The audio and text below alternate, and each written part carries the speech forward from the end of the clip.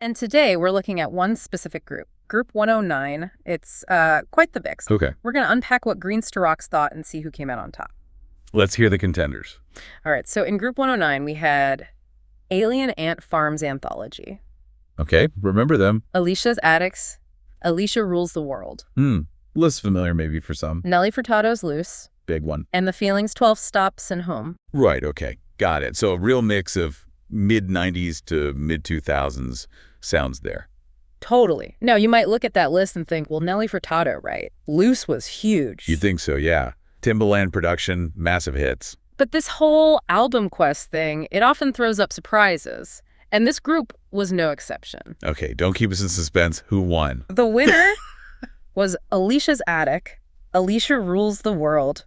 Wow. Okay, now that is interesting. Isn't it? Greens to Rocks called it a hidden gem. He remembered them from the mid-90s, said it was a polished pop album with some good tunes. Solid first place. That's great. It really shows how personal connection, maybe a bit of nostalgia too, can just elevate an album. You know, it doesn't have to be the biggest seller. Right. It's about what resonates later on. Makes you wonder what other gems are just sitting there on shelves waiting for a rediscovery moment like this. Absolutely. Okay, so coming in second, and also advancing, was The Feelings 12 Stops and Home. Ah, okay. That feels like a solid contender too. Yeah, Greens to Rocks liked it. He said it had excellent piano-led, polished pop rock. He specifically mentioned tracks like When You Call, Never Be Lonely, and especially Strange. Good tracks, yeah. Remember those? But he did add that some of the other songs felt a bit go nowhere. That's the challenge, isn't it? Album consistency, having a few killer singles is one thing, but making the whole thing hang together track after track, that's tough. Yeah, avoiding that filler. Exactly. It often separates the good albums from the truly great ones. Makes sense.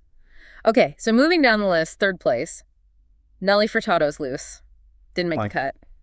Despite the hits. Yeah, he acknowledged the catchy, funky pop numbers and definitely shouted out the excellence of Timbaland's production. I mean, promiscuous man-eater. Huge tracks, defining sounds of that era almost. Timbaland's beats were just everywhere. Totally. But even so, Greens to Rocks felt that overall, some of it is a tad weak. Interesting. So the strength of those massive singles wasn't quite enough to carry the whole album experience for him past the other two.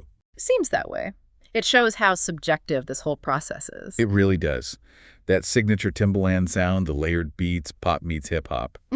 For many, that was the album. You know, the singles overshadowed everything else, but clearly not for everyone. Fair enough. And that leaves fourth place, last place for this group, Alien Ant Farm's Anthology. Right. Known mostly for that cover. Exactly. Greens to Rocks mentioned he liked their version of Smooth Criminal, obviously. Who didn't? It was pretty clever. It was. But he said the rest of the album just didn't really grab him. No other sort of exceptional music stood out for him. And that's a classic dilemma, right? The one massive song versus the whole album.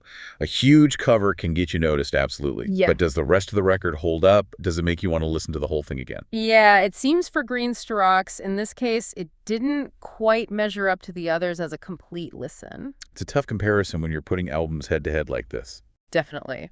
So just to recap the final standings for Group 109. Number 1, Alicia's Attic, Alisha Rules the World. Number 2, The Feeling, 12 Stops and Home. Those two go through. And out are number 3, Nelly Furtado's Loose, and number 4, Alien Ant Farm's Anthology. What a group. You know, from that rediscovered 90s pop album taking the top spot, Yeah. it really shows you never know what's going to connect. It absolutely does. And it kind of makes you want to look at your own music collection differently, doesn't it? Maybe give some overlooked albums another spin. For sure.